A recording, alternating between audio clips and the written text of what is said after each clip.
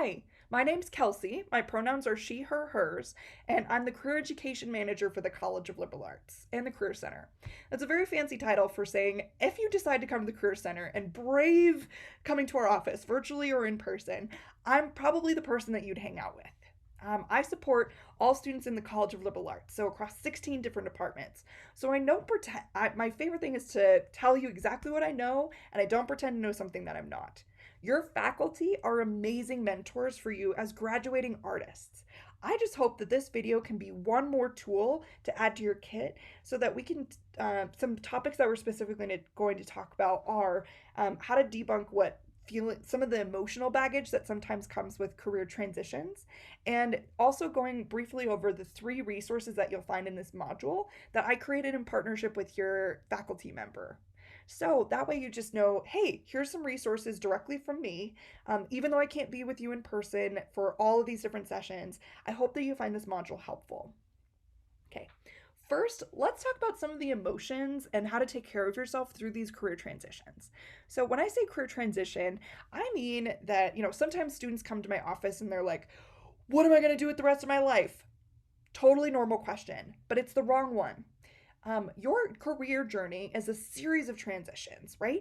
Even coming to CSU, that's a career transition. Choosing a major, exploring internships or opportunities, or even just the quiet babble at the back of your head of what can I do with this degree when I graduate? Those are all things that, those are all part of your career journey and career transitions, which is over your lifetime, right? So every transition, even good ones, are stressful, right? Even if we're like, I'm so excited to graduate, woo, like we're still stressed out, and it makes sense. This is scary, and it's an effing first time that you might be doing this. So I'm hoping that a couple things that might come up for you that I just want to give some strategies to manage. First and foremost, comparison is futile. So as you navigate these stressful transitions, you are going on your own journey and story. Not your friends, not your parents, not your professors, not even mine. Only you know how you feel, what scares you, what excites you, and what tools and connections you have to navigate it. You are also not alone. So if I'm comparing myself, being like, wow, my business major friend already has a job, or my friend has this full time artist gig, and I'm a sellout if I don't do that same thing, those are not true things. They're not true and they no longer serve you. So I'm hoping that with some of these activities, we can talk about how do we debunk failure or feeling behind, because there's no such thing as behind when each of us is running our own race at our own pace. So, with that in mind, again, comparison is futile. No one is behind. That's a lie. And lastly, a job search, especially when we're working in a capitalistic society, a job search is a game and it's rigged. There's all sorts of hidden rules, and depending on the identities that you hold, you're going to get different messages throughout your life and a job search about what you're worth, how you matter, and just feeling safe and like you can enter those spaces and be okay. So again, comparison is futile, right? So with those identities in mind and knowing that there's no such thing as behind, there's a lot of different components that you might be thinking of as you navigate these transitions. So let's talk about three resources that maybe can help ground you as you determine who am I? What's important to me? How do I set these priorities? And then what the heck do I do with this? Like, how do I find jobs or do these things? And if at any point you feel overwhelmed or you're like, I could really use a confidence boost, that's when you can reach out to me directly or your faculty or your friends to talk through some of these questions. And I promise you, even if you just showed up at the Career Center, for example, a lot of students think they have to have it all together in order to be there.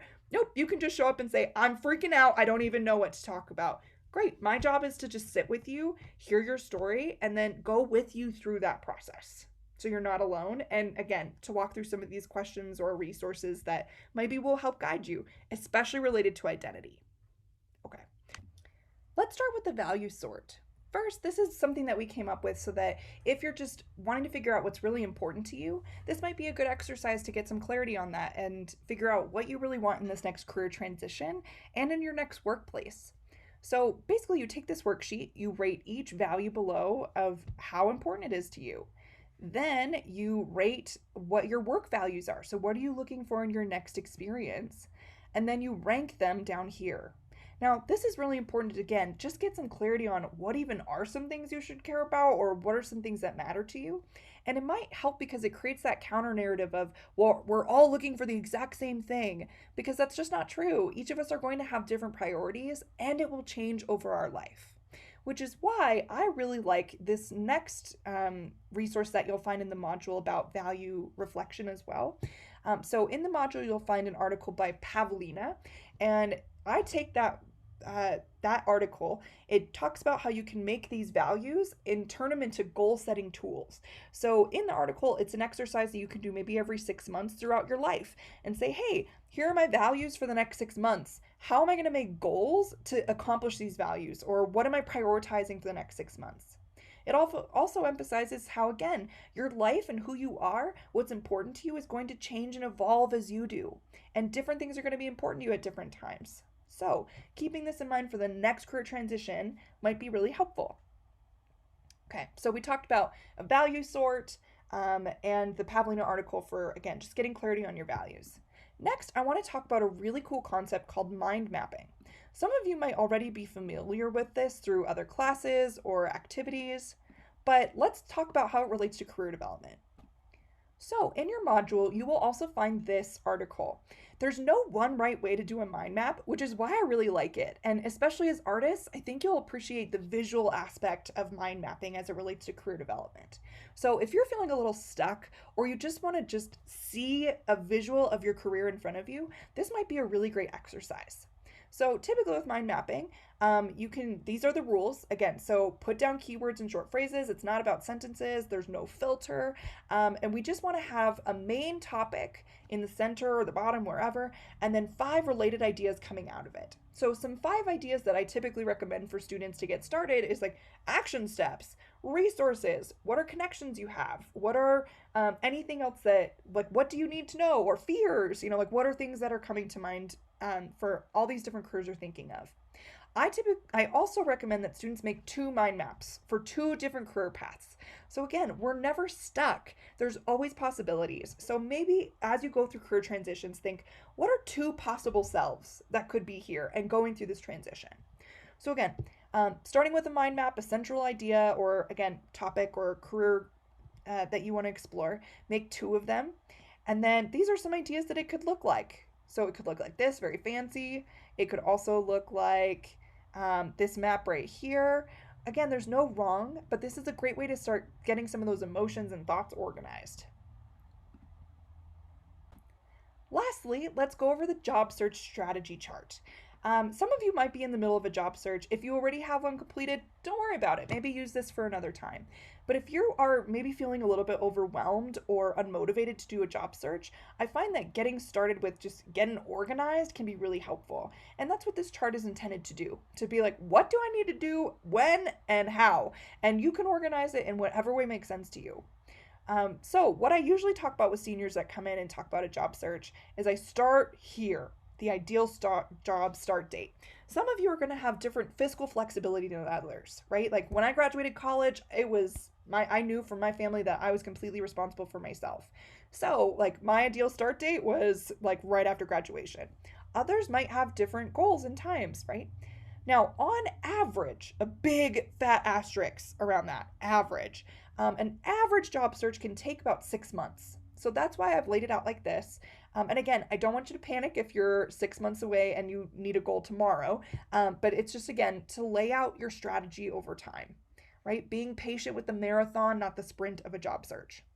So again, we start with the ideal start date, work backwards by filling in the months of where you are today. And then let's talk about getting clarity on your priorities, right? So this is what we were meaning with the value sort, but now we're going to get very specific, like location, salary, stuff like that, that really matters and is going to narrow your search when you get to job search engines. So again, getting clarity on your priorities, good job. And if you're like, that task is going to take energy, great, put it in your timeline. I love adding something to a to-do list just so I can cross it off, okay? So get clear on these priorities. Then you can also list some keywords. Like, again, get as creative as you want. Like, find what you're looking for because this is what you'll be plugging into a search engine. And then fill this out. So if you're wondering, well, what should I do and when? Am I behind? Again, There's no such thing as behind. We are exactly where we need to be. We just need to know where we need to go. So, if you already know your priorities, great. Maybe you just need to get organized with the process first. So, write out like, when are you going to alert your career community? So, former supervisors, faculty, friends, family, hey, I'm job searching and this is what I'm looking for. Tell them. If you don't have a LinkedIn, that might be a good thing to prepare. And if you're like, I need to prepare my application materials, like my portfolio's a mess, great. That's a good thing to add to your list. When will that happen? And lastly, when are you going to start actively applying or attending recruiting events if that's part of your search? So again, you can map this out over time.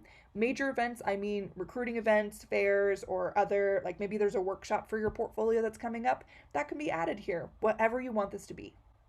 And you might be wondering, okay, but how do I make an appointment and what is an appointment like? So, if you do decide to come in and have a conversation with us at any point during your time at CSU, the easiest way to get a hold of us is to go to our website. You can just Google CSU Career Center or go to career.colostate.edu and you can click Connect 101 right up here in the top box. Connect 101 tells you about our drop-ins and our career advising, where you can book appointments online, call us, and this goes over all those sessions. Over 3 big resources, right? The value sort with those 2 different options, the mind map, so getting clarity on your career trajectories, and then lastly, your job search strategy worksheet. The first job you get after graduating will not be the last job you have for the rest of your life. And that's a good thing. So as you evolve, as you grow, and as you navigate these transitions, just know that you're not alone. And if you have identity specific questions, like when do I disclose my disability? Or I'm a queer person too. Like, how do I disclose this? How do I talk about myself in these materials? How do I demonstrate the value of my identities into a workplace? That's a great thing to come and meet with me to talk about if you want somebody in your corner.